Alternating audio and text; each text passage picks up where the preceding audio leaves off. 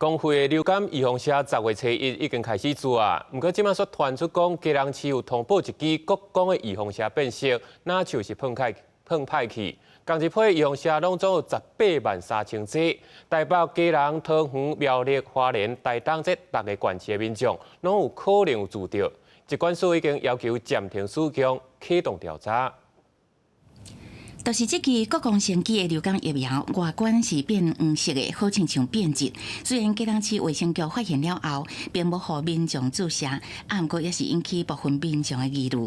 疫苗如果变黄的会紧张啊，而且民众要接受打的那种意愿也比较不高啦。当你看到这消息，会觉得说，它变色，那是否我打了也会变色，就会有点担心，这绝对会有的。 疾管署是讲，基隆市卫生局12主动通报，发现国光先机生产制造的流感疫苗有一支敢若亲像变色。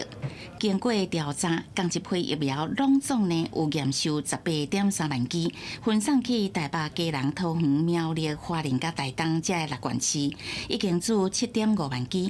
其他库存已经预防性暂停这批疫苗注射，佮通报食药署启动调查，查清楚到底是什么原因。 这种短期都会有疑虑了，可能会有短暂的缓打潮了，或大家会比较仔细检查疫苗了。这是单一支的一个疫苗的变色情形哈。那这个其他的同批号的疫苗，目前在初步的检视是没有类似的状况，不过还在持续的清查当中。疾管署是讲，目前也未接到其他类似通报，嘛无接到这批疫苗不良事件。